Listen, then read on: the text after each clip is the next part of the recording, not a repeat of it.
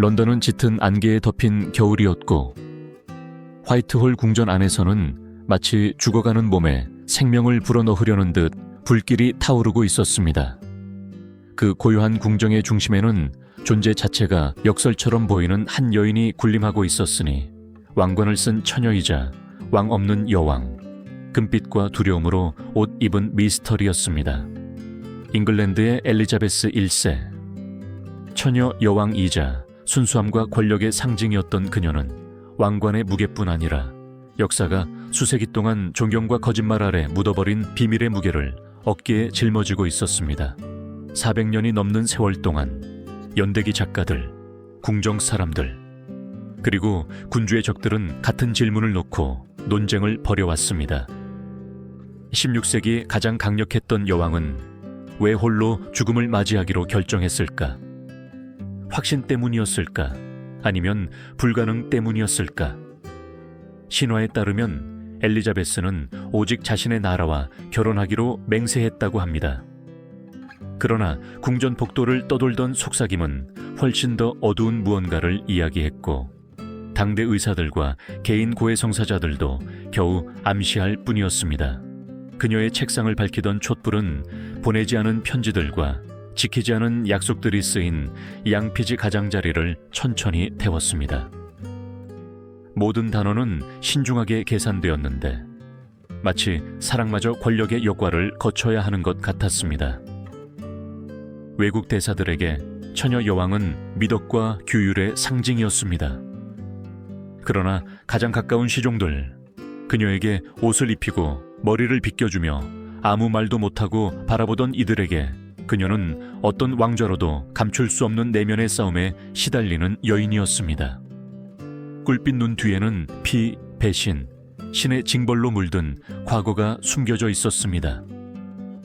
하얗게 분칠한 그녀의 창백한 피부는 미학적인 선택이 아니었습니다. 그것은 가면이었습니다. 시간의 흐름과 그녀를 서서히 잠식하는 소문으로부터의 보호막이었습니다. 튜더 왕께서는 순수함이 권력의 통화였고 아주 작은 흠집 하나로도 목숨을 잃을 수 있었기 때문입니다. 엘리자베스 1세의 이야기가 즉위가 아닌 처형으로 시작되었다는 사실을 아무도 상상하지 못했습니다.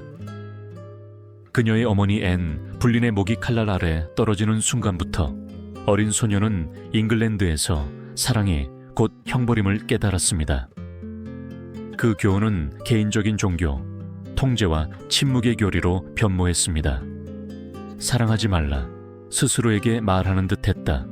사랑하는 것은 죽음이기 때문이다. 당대의 종교인들은 그녀를 기독교적 정결함의 완벽한 본보기로 숭배했습니다. 그러나 그 공적인 성스러움 뒤에는 교회가 결코 용서할 수 없는 딜레마가 숨어 있었습니다. 그녀의 처녀성은 선택이었을까? 아니면 운명의 강요였을까? 19세기에 먼지 쌓인 기록 보관소에서 발견된 일부 고대 문서들은 그녀의 건강에 대한 비밀 기록을 유지했던 왕실 의사들에 대해 이야기합니다. 소문에는 당시 의학이 이름을 붙일 수 없었 소롬이 접서주어인 데이덴도옹이 하초온 정아이언 트로마 흉터간이드론 언급됩니다. 궁정에서는 시인들이 그녀의 순수함을 기적처럼 묘사했지만 복도에서는 다른 이야기가 속삭여졌습니다.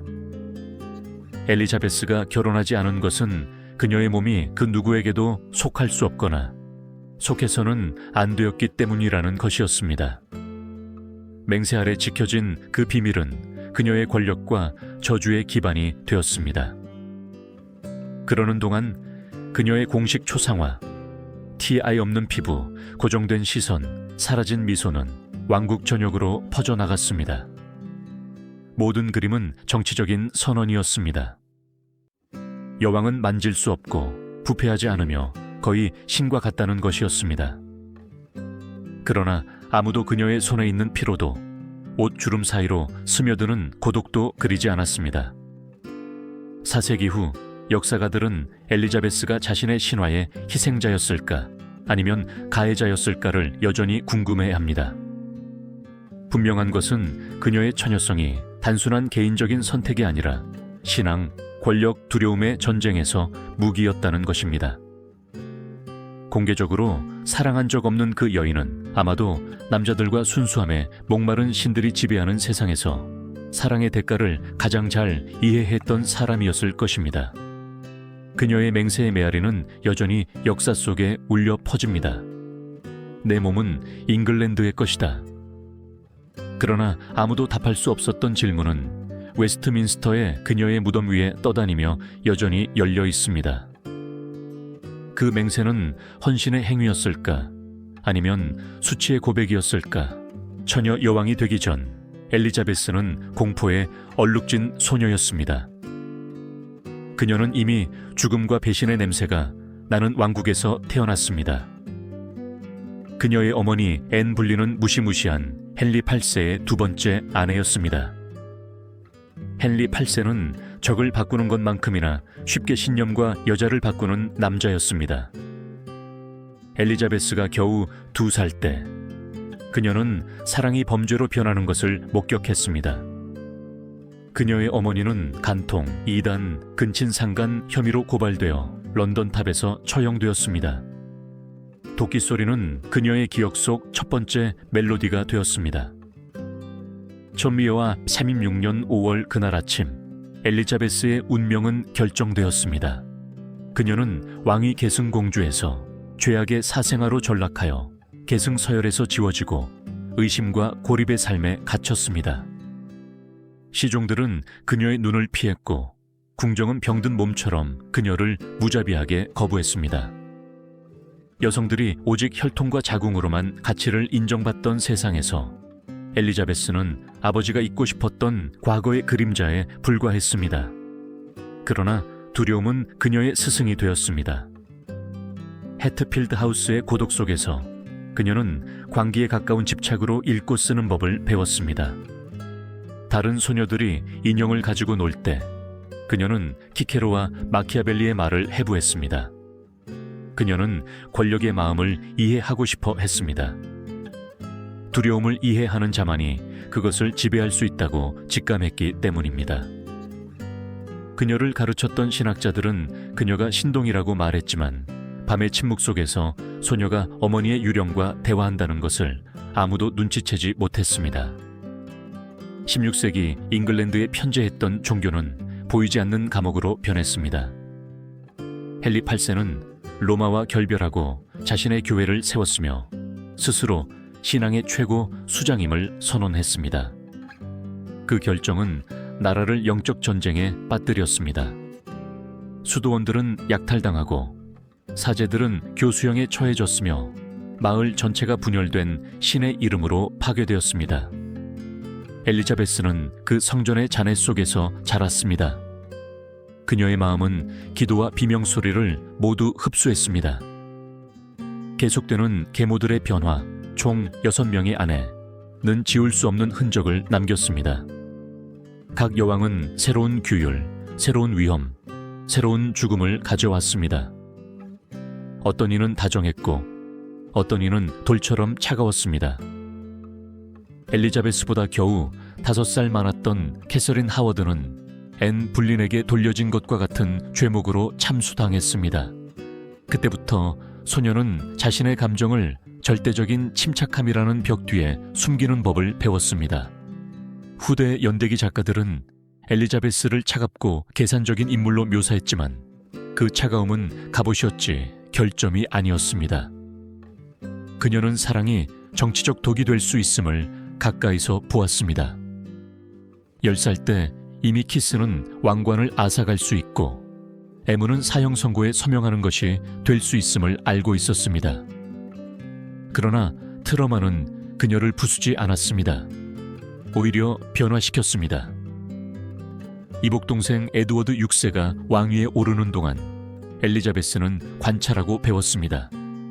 모든 배신, 모든 처형, 모든 금지된 미사가 교훈이었습니다.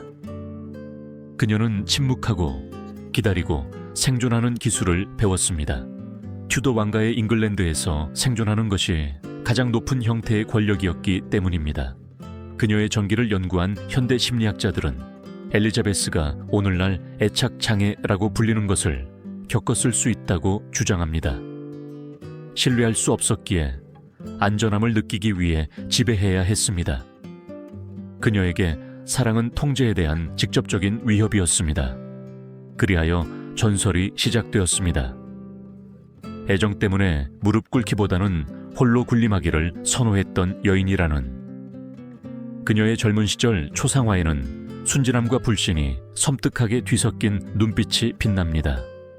그 시선 뒤에는 잘려나간 머리들의 메아리, 해 뜨기 전 드려진 기도들, 궁정 베개 밑에 숨겨진 칼들의 그림자가 숨어 있습니다. 아무도 그 금지된 사랑과 공개 처형의 결실이었던 소녀가 결국 유럽에서 가장 두려운 여인이 될 것이라고 상상하지 못했습니다. 그렇게 어린 시절부터 엘리자베스는 권력과 순수함이 피로 물든 동전의 양면임을 깨달았습니다. 그리고 생존하기 위해서는 그것들로 놀 줄 알아야 했고, 그 때문에 죽임을 당하지 않아야 했습니다. 엘리자베스가 청소년기에 접어들었을 때 운명은 그녀를 그녀의 삶에서 가장 어둡고 침묵 속에 묻힌 장 중 하나로 이끌었습니다.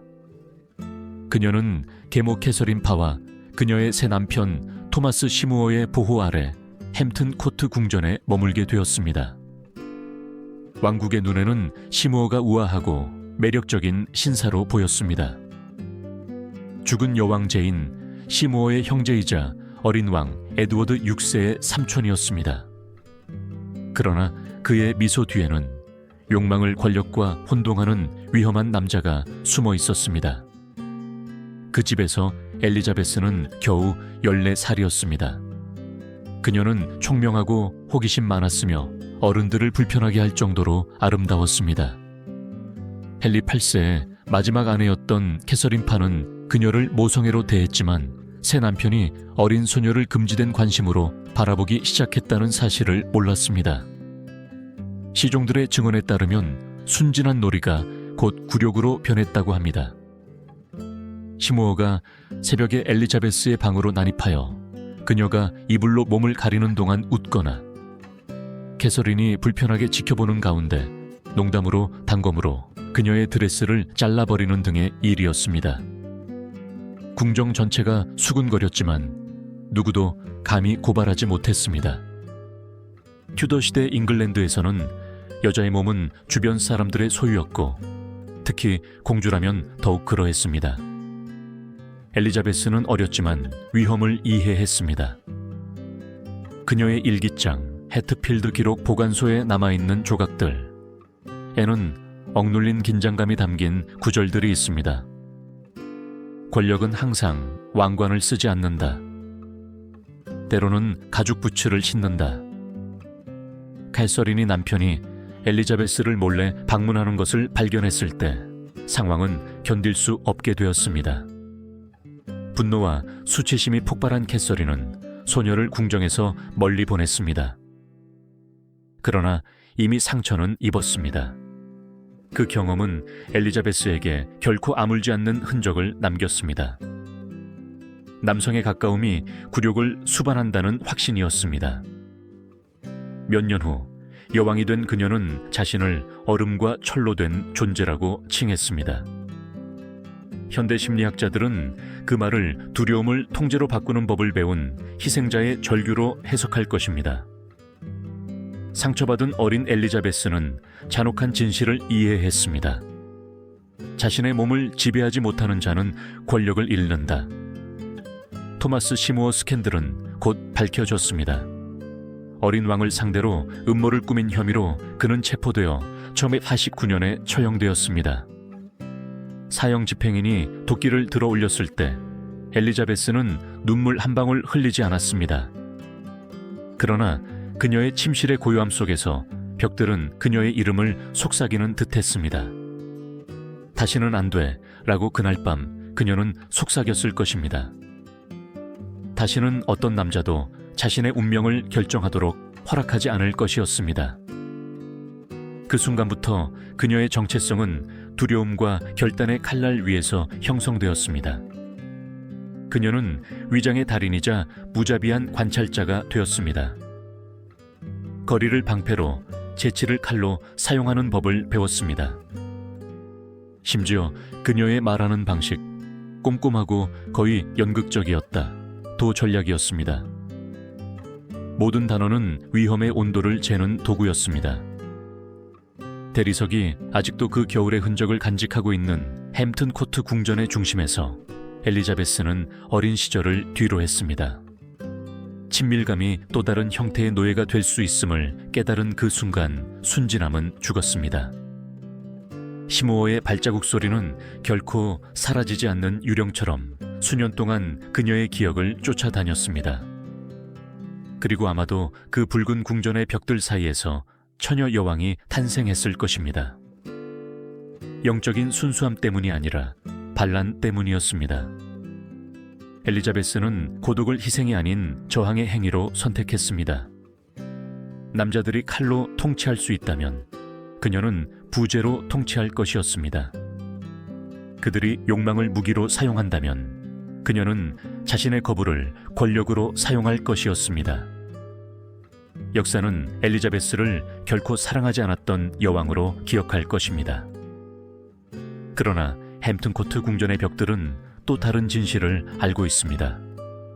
그녀에게 사랑은 그녀가 살아남는 법을 배운 첫 번째 형태의 폭력이었다는 것을 엘리자베스가 1958년 왕위에 올랐을 때 잉글랜드는 종교 전쟁과 짧았던 3번의 통치 시대의 유령으로 상처받고 분열된 나라였습니다. 겨우 25살의 젊은 여왕은 2가지 불가능한 것을 요구하는 나라에 직면했습니다. 안정, 그리고 남편, 압력은 엄청났습니다. 고문들, 주교들, 외국 대사들 모두 같은 말을 반복했습니다. 폐하께서는 결혼하셔야 합니다. 그러나 엘리자베스는 확고하고 거의 침착한 목소리로 역사에 남을 한마디를 대답했습니다. 저는 이미 결혼했습니다. 잉글랜드와 결혼했습니다. 그 말은 단지 재치 있는 답변이 아니었습니다. 그것은 맹세였습니다. 자신의 운명을 피로 봉인하는 방식이었습니다. 겉보기에는 정치적인 결정 뒤에 두려움, 자존심, 그리고 교활함이 뒤섞여 있었기 때문입니다. 엘리자베스는 남자들의 세상에서 결혼이 결합이 아니라 항복임을 이해했습니다. 결혼한다는 것은 권력을 양도하고 자율성을 잃고 자신의 왕관을 다른 사람에게 넘겨주는 것을 의미했습니다. 그리고 어머니가 사랑 때문에 어떻게 파멸되었는지, 캐서린 하워드가 욕망 때문에 어떻게 목숨을 잃었는지, 제인 시무어가 출산하다 어떻게 죽었는지를 본 후 엘리자베스는 어떤 여자도 왕의 결혼에서 살아남을 수 없다는 것을 알았습니다. 스페인, 프랑스, 스코틀랜드의 대사들은 각자의 군주를 대신하여 그녀에게 구원하려 했습니다. 모든 제안에서 엘리자베스는 같은 게임을 했습니다. 미소 짓고 약속하고 협상했지만 결코 결정하지 않았습니다. 의심을 연장하는 그녀의 능력은 외교적 무기가 되었습니다. 각 구원자는 체스판의 한 조각이었고 각 약속은 누구와도 타협하지 않고 평화를 유지하는 방법이었습니다.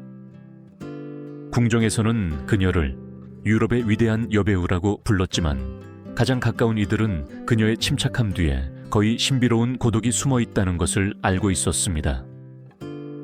비밀 미사, 가톨릭 음모, 파문 위협, 모든 것이 그녀의 몸을 중심으로 돌아갔습니다.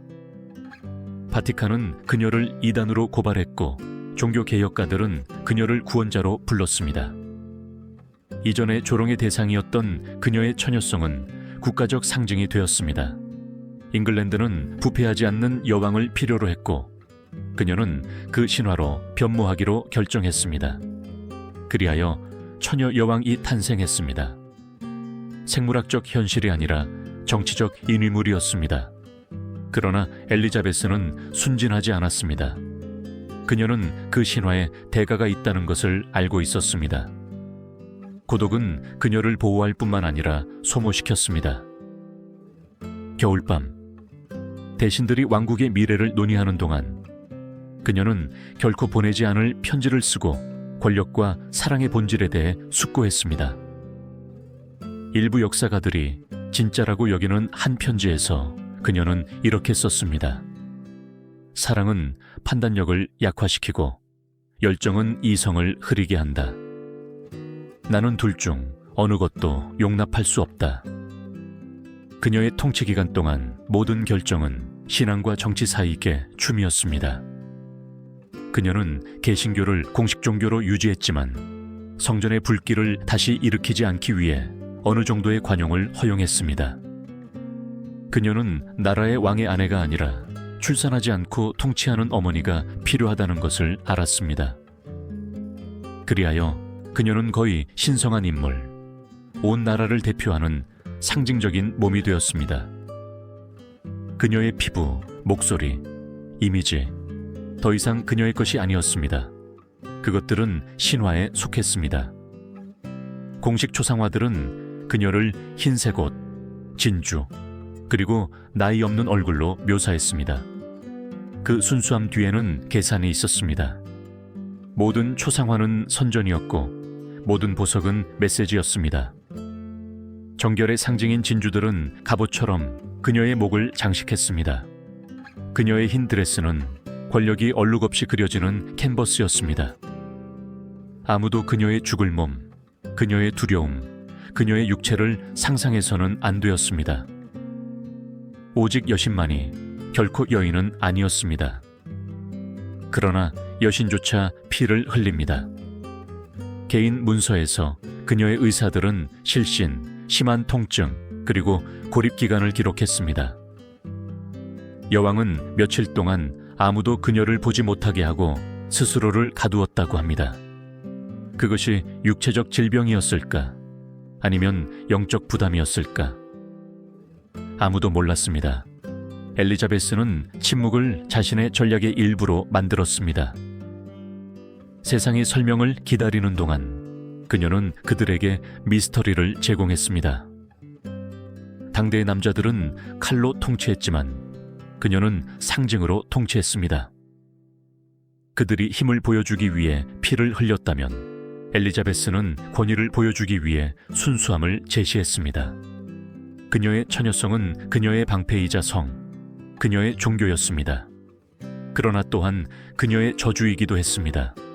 신화를 유지하기 위해 그녀는 사랑, 촉감, 휴식과 같은 모든 인간적인 쾌락을 자신에게서 부정해야 했기 때문입니다.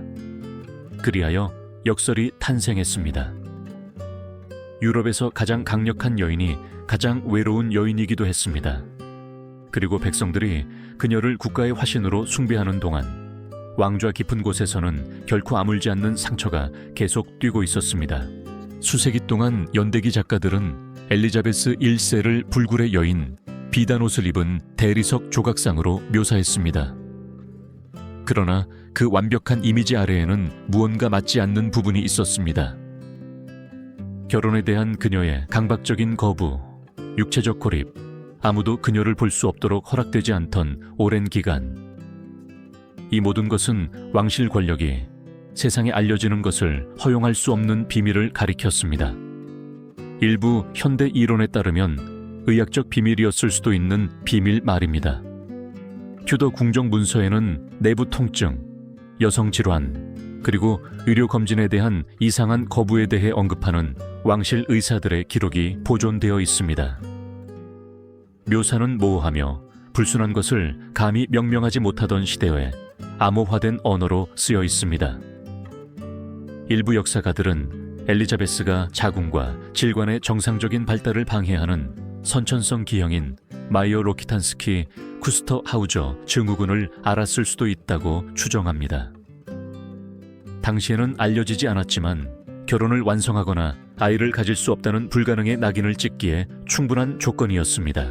만약 이 가설이 사실이라면 그녀의 처녀 여왕이라는 칭호는 선택이라기보다는 생물학적 필요성이었을 것입니다. 왕실은 비밀을 보호하고 정치적 붕괴를 막기 위해 신화를 만들어냈을 것입니다. 16세기에는 후손 없는 군주가 비극이었고 아이를 낳을 수 없는 여왕은 이단이었습니다. 그러나 다른 연구자들은 다른 종류의 상처, 즉 피부 질환이나 신체적 트라우마가 남긴 상처에 대해 이야기합니다. 엘리자베스가 29살에 천연두에 걸려 살아남았지만 얼굴에 흉터가 남았다는 것은 알려져 있습니다. 그때부터 그녀는 납과 식초를 기반으로 한 두꺼운 흰색 분과 화장으로 자신을 가리는 데 집착했는데 이 혼합물은 서서히 그녀의 피부와 피를 중독시켰습니다. 그 도자기 가면 아래에서 영원한 여왕은 산채로 썩어가고 있었습니다. 그녀의 의사들의 비공개 보고서에는 열, 염증, 그리고 극심한 피로의 에피소드가 기록되어 있습니다. 말년에 그녀의 치아는 검게 변했고 머리카락은 부서지기 쉬웠으며 피부는 회색빛을 띠었습니다. 그러나 화장은 여전히 필수적이었습니다. 몸이 무너져도 이미지는 흠잡을 데 없이 유지되어야 했습니다. 그녀의 저항 뒤에는 더 깊은 무언가가 있었습니다. 약하게 보이는 것에 대한 두려움이었습니다. 엘리자베스는 병든 여인이 권력을 잃고 불완전한 몸이 그녀의 권위에 대한 농어로 사용될 수 있다는 것을 배웠습니다. 그래서 통증 때문에 침대에 누워 있어야 할 때도 대신들이 그녀의 방으로 계속 들어와 문서를 읽고 편지에 서명하고 명령을 내리는 모습을 볼 수 있도록 지시했습니다. 그것은 지배의 한 형태였습니다. 그녀는 연약함 속에서도 통치했습니다. 일부 현대 정의 작가들은 여왕이 오늘날 우울증이라고 불리는 불안 발작이나 멜랑콜리아를 겪었다고 추정합니다. 밤새 잠 못 이루는 밤, 어머니의 초상화와의 대화, 벨벳 커튼 뒤에 감춰진 눈물에 대한 이야기가 있었습니다. 궁정에서는 아무도 그런 그림자들을 감히 언급할 수 없었습니다. 신화는 균열을 용납할 수 없었기 때문입니다. 그러나 그녀의 동시대 사람들은 그녀의 행동에서 뭔가 이상한 점을 발견했습니다. 결혼을 거부했던 여왕은 종종 결혼을 잔인한 제도인 것처럼 이야기했습니다. 그녀는 여자들이 결혼하면 주인의 노예가 된다고 말했습니다. 의회 연설에서 이 생각은 거듭 반복되었습니다. 자유는 특권이 아니라 전장이었습니다. 어쩌면 진짜 비밀은 질병이 아니라 영혼의 상처였을 것입니다. 엘리자베스는 욕망이 제국을 파괴하는 방식, 사랑이 가장 강력한 여인들을 단순한 스캔들의 희생자로 전락시키는 방식을 보았습니다. 그래서 그녀는 자신의 몸이 정복의 대상이 아니라 요새가 될 것이라고 결정했습니다. 그 대가는 컸습니다. 홀로 꺼져가는 촛불의 밀랍처럼 그녀를 서서히 소모시키는 고립이었습니다. 그럼에도 잉글랜드는 번성했습니다. 처녀 여왕의 신화는 효과적이었습니다.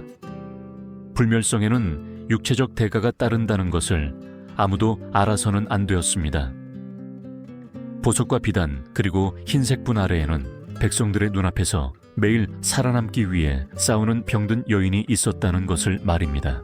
엘리자베스를 둘러싼 남자들 중 로버트 더들리, 레스터 백장만큼 매혹, 소문, 위험을 불러일으킨 이는 없었습니다.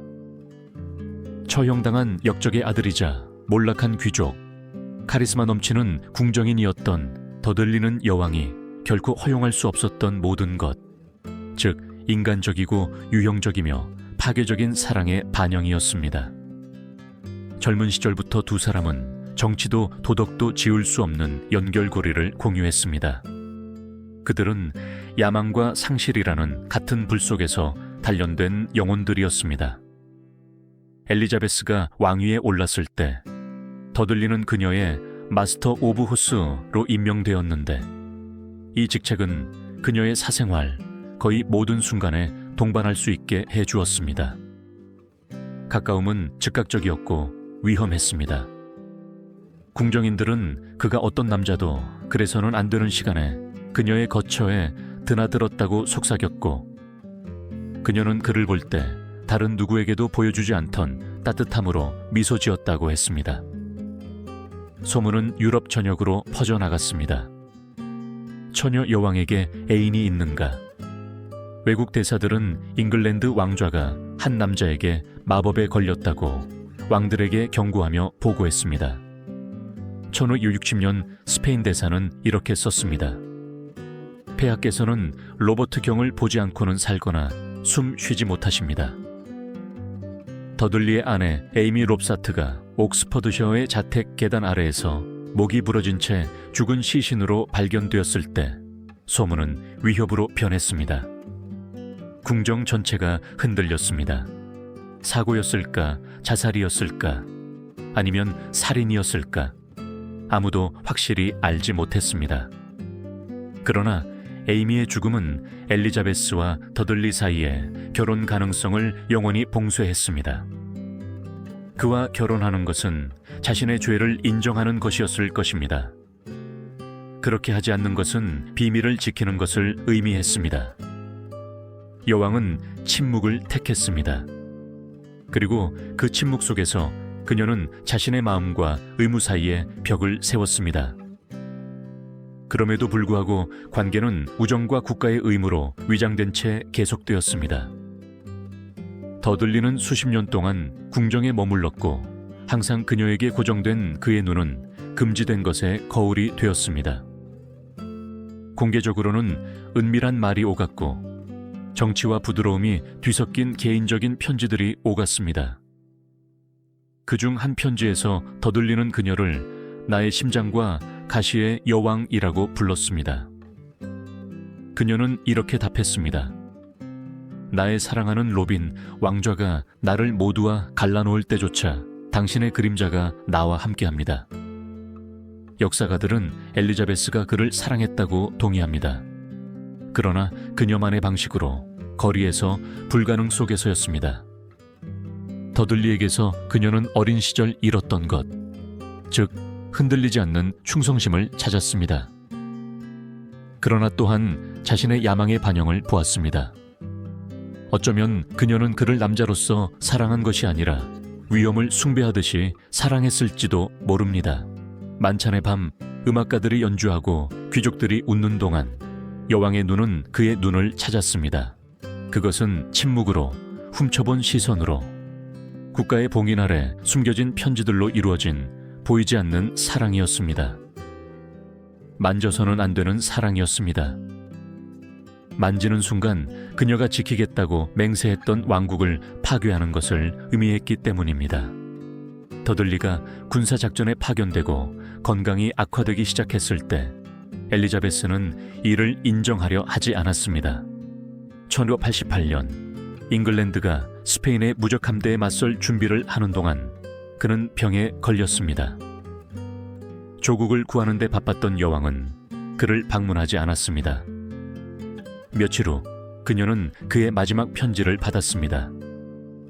병들었지만 나의 심장은 당신을 위해 뜁니다. 나의 영원한 폐하. 그는 얼마 지나지 않아 사망했습니다. 그 소식이 궁전에 전해졌을 때 엘리자베스는 자신의 거처에 스스로를 가두고 아무도 들어오지 못하게 했습니다. 며칠 동안 그녀는 먹지도 말하지도 않았습니다. 마침내 그녀가 나왔을 때 기억 속에 어머니를 떠나보냈던 것과 같은 검은 드레스를 입고 있었습니다. 그녀의 개인 문서에는 그 편지가 그의 손에서 온 나의 마지막 편지, 그리고 내 마음에서 온 이라는 비문과 함께 보관되었습니다. 그녀는 생의 마지막까지 그 편지를 침대 옆에 두었다고 전해집니다. 로버트 더들리는 아마도 신화 뒤에 숨겨진 여인을 알았던 유일한 남자였을 것입니다. 그러나 그의 사랑마저 권력의 기계에 의해 삼켜졌습니다. 엘리자베스는 공개적으로 그를 애도할 여유가 없었습니다. 그래서 그녀는 자신의 고통을 위험으로 상실을 불멸성으로 바꾸었습니다. 그 이후로 그녀가 사랑에 대해 이야기할 때마다 그녀의 목소리는 거의 감지할 수 없을 정도로 떨렸습니다. 마치 꺼지기를 원치 않는 채 끝까지 타오르는 촛불처럼 말입니다. 백성들은 그녀를 처녀 여왕으로 계속 숭배했지만 그녀의 시선을 알았던 이들은 진실을 알았습니다. 그 처녀성은 순수함이 아니라 상실의 애도에서 비롯된 것이었다는 것을 어떤 왕좌도 물리칠 수 없는 적. 시간은 자신이 마땅히 받아야 할 것을 요구하기 시작했습니다. 수십 년 동안 재치와 존재감으로 눈부시던 엘리자베스는 나이가 서서히 자신의 가면을 허물어뜨리는 것을 느끼기 시작했습니다.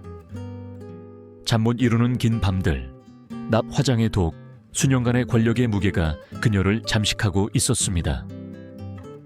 그녀의 통치 말년 초상화에는 그녀의 얼굴이 경직되고 거의 유령처럼 나타납니다. 그러나 그때조차도 그녀는 화가들에게 노화의 어떤 징후도 지우라고 명령했습니다. 백성들이 보아서는 안 될 것을 그리지 말라고 그녀는 말했습니다. 몸이 시들어도 신화는 계속 살아있어야 했습니다. 매일 아침 시종들은 그녀에게 옷을 입히는데 몇 시간씩 걸렸습니다. 비단 옷감, 레이스, 진주, 가발, 왕관. 그 모든 것 아래에서 그녀의 피부는 갈라졌고 숨은 약해졌습니다. 궁전 복도에서는 일부 사람들이 여왕이 시간의 흐름을 너무 두려워하여 자신의 앞에서 죽음이라는 단어를 언급하는 것을 금지했다고 속삭였습니다. 마치 불멸하다고 믿는 것이 군주의 마지막 의무인 것처럼 말입니다. 세월이 흐르면서 주변의 얼굴들도 변했습니다. 늙은 고문들은 죽고 동맹자들은 늙었으며 젊은 궁정인들은 존경과 연민이 뒤섞인 시선으로 그녀를 보기 시작했습니다. 그녀는 그것을 알아차렸습니다. 다른 이들의 젊음이 자신의 쇠퇴를 비추는 거울임을 알았습니다. 권위를 유지하기 위해 그녀는 더 엄격해지고 더 예측 불가능해졌습니다. 연대기 작가들은 그녀를 말과 시선으로 통치하며 단 한 번의 몸짓으로 경력을 파괴할 수 있는 여인으로 묘사합니다. 그러나 그 강인함 뒤에는 견딜 수 없는 취약성이 숨겨져 있었습니다. 밤은 더 길어졌고 침묵은 더 무거워졌습니다. 그녀는 잠을 거의 자지 않았고 자신의 기억들과 대화했습니다. 리치몬드 궁전 정원에서는 그녀가 손에 램프를 들고 홀로 걸으며 과거의 이름들, 어머니, 아버지, 로버트 더들리를 중얼거리는 모습이 목격되었습니다. 수십 년 동안 가까이 오지 못하게 막았던 유령들이 하나하나 돌아와 그녀가 희생했던 것을 상기시켰습니다. 그녀의 말년 서신에는 고백처럼 들리는 문구들이 있습니다. 나는 가면들 사이에서 살았다. 왕관은 황금 감옥에 불과하다. 다른 의사에게 쓴 편지에서는 이렇게 한탄했습니다. 거울이 나의 적이 되었다. 한때 유럽 전체에 도전했던 그 여왕은 이제 자신의 거울 속 모습을 피했습니다. 육체적 쇠퇴는 정신적 피로와 함께 찾아왔습니다. 궁정은 공개적으로 그녀를 숭배했지만 고독은 그녀를 잠식했습니다. 남편도 자식도 진정한 친구도 없이 엘리자베스는 비극적인, 거의 성서적인 인물이 되었습니다. 권력을 위해 모든 것을 바쳤지만 결국 침묵만을 가진 여인이었습니다. 말년에는 옷을 입는 것조차 고통스러웠습니다. 의사들은 그녀의 손이 떨리고 다리가 더 이상 그녀를 지탱하지 못한다고 기록했습니다. 그러나 그녀는 통치를 멈추는 것을 거부했습니다. 그녀의 마지막 공개석상 중 하나에서 보석과 흰색 분으로 뒤덮인 채 그녀는 떨리는 목소리지만 여전히 위엄 있게 군대에게 연설했습니다. 나는 나약한 여인의 몸을 가졌으나 왕의 심장과 용기를 지녔습니다. 눈물과 자부심 속에서 발언된 이 문구는 그녀의 존재 전체를 요약했습니다. 그녀의 몸은 사라질지라도 신화는 살아남을 것임을 알았던 것입니다. 그것이 그녀의 마지막 승리였습니다. 세상이 육체가 아닌 이미지를 기억하게 만드는 것. 그러나 가장 추운 밤, 궁전이 고요해지고 촛불이 하나씩 꺼질 때 여왕은 왕관을 벗고 거울 속 자신의 얼굴을 만지며 벽들만이 들었을 무언가를 중얼거렸습니다. 이것이 없으면 나는 누구인가? 아무도 대답하지 않았습니다. 여인이 상징에 의해 잠식되었고 상징은 연민을 모릅니다. 1203년 겨울은 회색 담요처럼 잉글랜드에 내렸습니다. 공기에서는 습기와 이별의 냄새가 났습니다. 이미 늙고 허약해진 엘리자베스는 식욕도 잠도 의지도 잃었습니다. 그녀는 침대에 눕는 것이 항복하는 것임을 아는 듯이 불 옆 바닥에 앉아 움직이지 않고 몇 시간을 보냈습니다. 시종들은 감히 그녀에게 말을 걸지 못했습니다. 그녀의 시선은 더 이상 살아있는 자들의 것이 아니었습니다. 너무 많은 새벽을 보았다오. 어느 날 밤 그녀는 속삭였습니다. 더 이상은 필요 없소. 교황들 왕들, 폭풍에 도전했던 여왕은 이제 자신의 몸과 싸우고 있었습니다. 의사들은 피로와 지친 심장에 대해 이야기했습니다. 그러나 그녀를 알던 이들은 다른 것을 보았습니다. 신화의 무게를 더 이상 지탱하고 싶어 하지 않는 여인을 말입니다.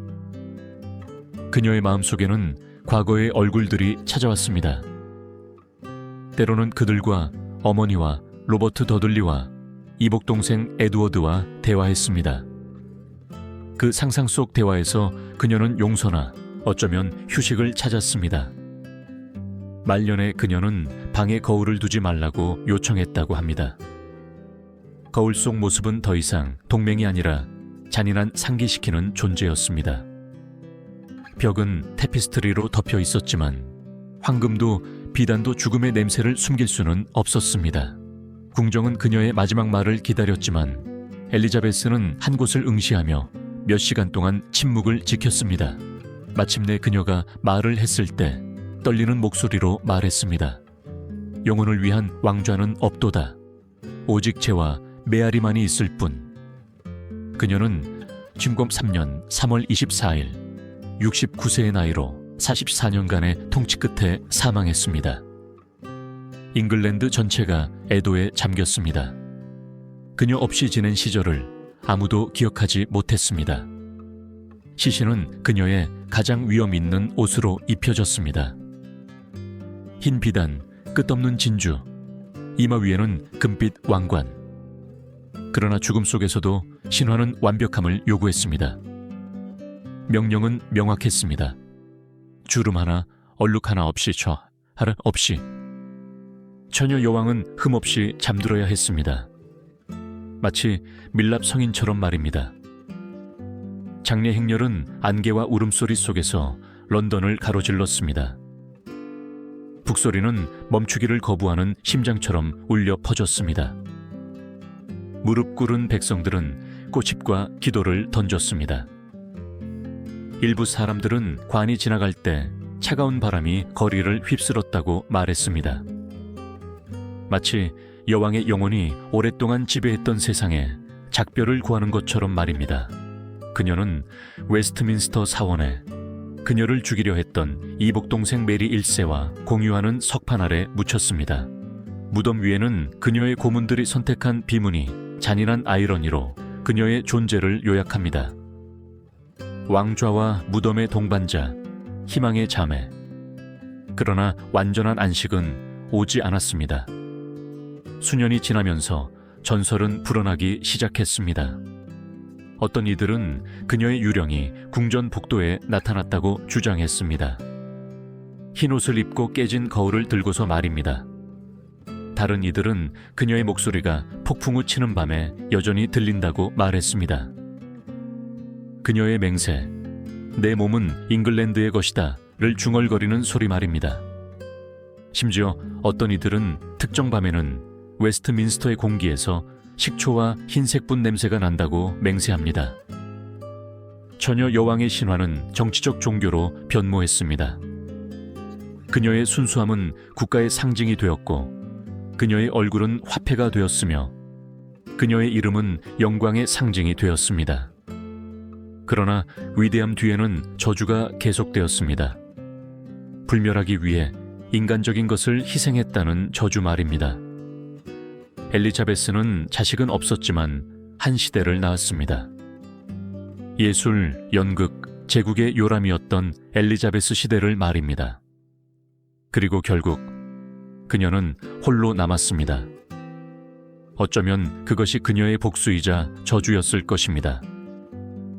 자신을 부정했던 것으로 영원히 기억되는 것. 사랑이 아니라, 모성이 아니라 부재로 말입니다.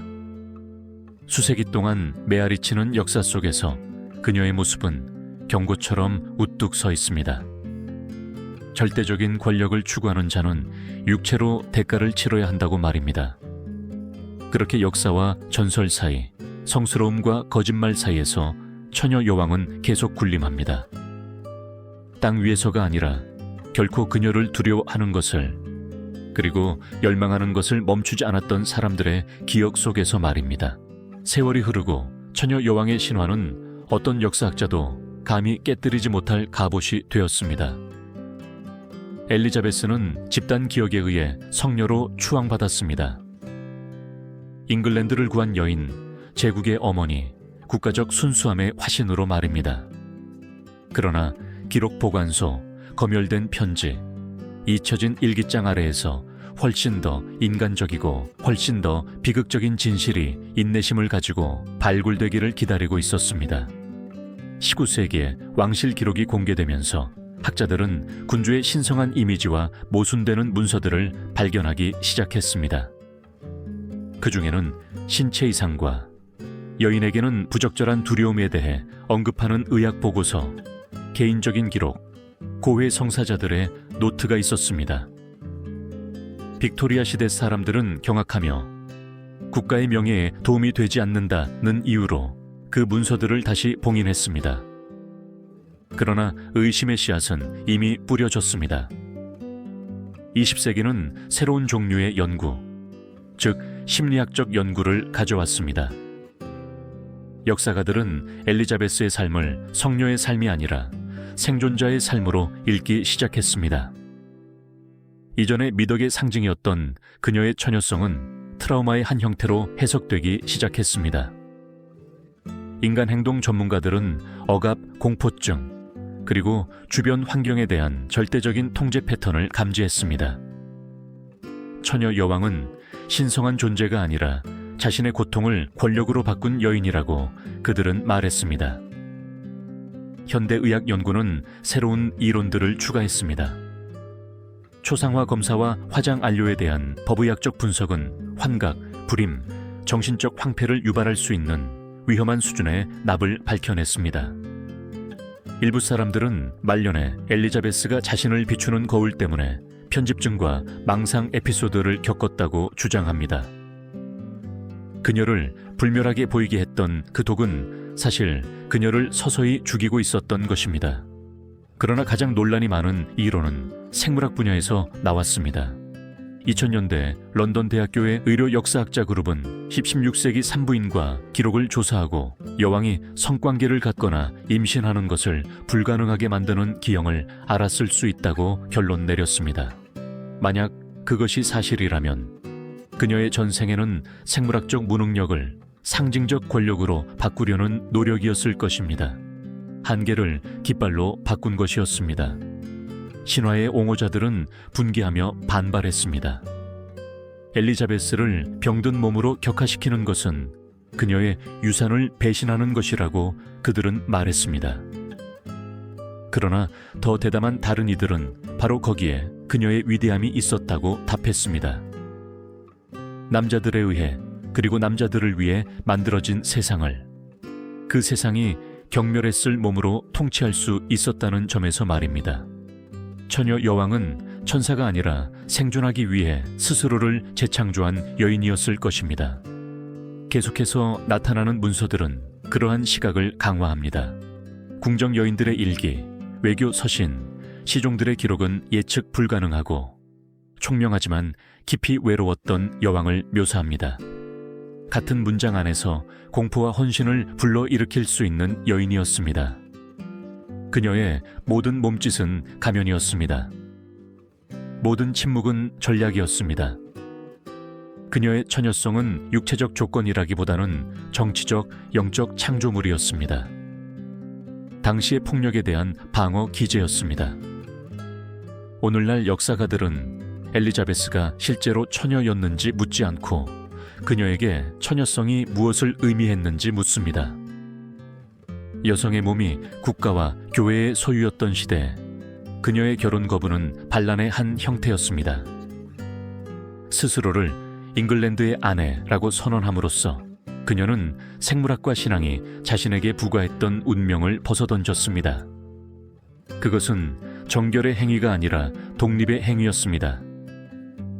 그리하여 역사가 400년 동안 감추었던 진실은 스캔들스러운 것이 아니라 깊이 인간적인 것입니다. 엘리자베스 1세는 성녀도 괴물도 여신도 아니었습니다. 파괴되기를 거부했던 상처받은 여인이었습니다. 그녀의 순수함 신화는 자존심에서 나온 것이 아니라 두려움에서 나왔고, 그 두려움으로부터 그녀는 역사상 가장 강력한 군주국 중 하나를 건설했습니다. 아마도 처녀 여왕의 진짜 비밀은 그녀의 몸이 아니라 그녀의 마음이었을 것입니다. 연약함을 불멸성으로 바꾼 차갑고 맹렬한 지성이었습니다. 시간의 어둠 속에서 엘리자베스 1세는 여전히 서 있습니다. 금빛과 침묵으로 감싸인 그녀의 실루엣은 과거의 그림자 속에서 우리를 응시하는 듯합니다. 그녀는 여왕이라기보다는 하나의 사상이 되었습니다. 사랑보다 영혼을, 평화보다 권력을 선택한 여인의 이미지 말입니다. 그녀의 이야기는 죽음으로 끝나지 않았습니다. 그녀의 전설은 결코 죽지 않도록 만들어졌기 때문입니다. 17세기 시인들은 그녀를 잉글랜드의 새벽이라 불렀고, 빅토리아 시대 사람들은 제국의 어머니라 불렀으며, 현대인들은 권력의 첫 번째 페미니스트라 불렀습니다. 그러나 각 칭호 뒤에는 같은 질문의 메아리가 남아 있습니다. 진짜 여인에게는 무엇이 남아 있는가? 엘리자베스 튜더는 어디에서 끝나고 처녀 여왕은 어디에서 시작되는가? 아마도 어디에서도 아닐 것입니다. 아마도 그들은 항상 같은 존재였을 것입니다. 통치하기 위해 한때 상처받은 소녀를 죽여야 했던 여인 말입니다. 수세기가 흘렀지만 그녀에 대한 매혹은 사라지지 않았습니다. 모든 연극 공연에서, 모든 영화에서 그녀의 모습은 새로운 얼굴로 다시 나타납니다. 때로는 잔인하게, 때로는 빛나게, 때로는 비극적으로 말입니다. 그러나 모든 것들은 피할 수 없는 하나의 진실을 공유합니다. 바로 그녀의 고독입니다. 고독은 그녀의 비밀 왕국이었고, 다른 아무도 통치할 수 없는 유일한 영토였습니다. 차가운 돌 아래 잠들어 있는 웨스트민스터에서는 방문객들이 여전히 흰 꽃을 놓습니다. 정확히 왜 그런지는 아무도 모르지만 어쩌면 용서를 구하는 방식일지도 모릅니다. 그녀를 조각상으로 만들어버린 것, 왕관 아래에 육체와 두려움과 욕망이 있었다는 것을 잊어버린 것에 대한 용서를 말입니다. 역사는 그녀를 상징으로 만들었지만 상징은 울지 않으니까요. 햄튼 코트 궁전이나 화이트홀 궁전의 복도를 조용히 걷다 보면 여전히 그것을 느낄 수 있습니다. 수세기를 관통하는 그 미약한 속삭임을 말입니다. 어떤 이들은 바람이라고 말합니다. 다른 이들은 그녀라고 말합니다. 권력은 희생 없이는 결코 얻을 수 없음을, 모든 왕관은 그 안에 보이지 않는 가시를 품고 있음을 산 자들에게 상기시키는 그녀라고 말입니다. 그러나 그녀의 유산은 부인할 수 없습니다. 엘리자베스는 잉글랜드를 바다를 바라보고 세계를 정복한 나라로 변화시켰습니다. 셰익스피어, 프랜시스 드레이크, 그리고 제국의 확장에 길을 열었습니다. 그러나 그녀의 가장 큰 정복은 다른 것이었습니다. 자신의 운명을 정복한 것입니다. 그녀는 시대의 규칙을 깨고 새로운 통치 방식을 창조했습니다. 아내로서도 어머니로서도 아닌 사상으로서 말입니다. 역사가들은 여전히 그녀의 처녀성이 실제였는지, 그녀의 병이 진실이었는지, 그녀의 고독이 선택된 것이었는지 논쟁합니다. 그러나 아무도 부인할 수 없는 것은 수세기 후에도 우리가 경외심과 두려움이 뒤섞인 감정으로 그녀에 대해 이야기한다는 것입니다. 아마도 엘리자베스 1세가 우리 모두가 인정하지만 소수만이 인정하는 어떤 것을 대표하기 때문일 것입니다. 즉, 대가가 인간성일지라도 모든 것을, 심지어 자기 자신까지도 통제하려는 필요성 말입니다. 결론적으로 처녀 여왕은 성녀도 괴물도 아니었습니다. 그녀는 사랑과 권력이 같은 몸에 공존할 수 없다는 것을 누구보다 먼저 이해했던 여인이었습니다. 그녀는 권력을 선택했고 그 권력은 그녀를 전설로 만들었습니다. 그러나 전설은 거울처럼 왜곡된 반영을 되돌려줍니다. 여왕의 불멸의 얼굴, 그리고 그 뒤에 자신의 반영을 찾는 것을 결코 멈추지 않았던 여인의 외로운 그림자를 말입니다. 그녀의 무덤의 영원한 침묵 속에서 어쩌면 그녀는 여전히 가장 깊은 진실을 중얼거릴지도 모릅니다. 사랑은 나를 죽였을 것이다. 권력은 나를 홀로 남겨두었다. 그리고 그럼에도 나는 여전히 당신들의 기억 속에 살아있다.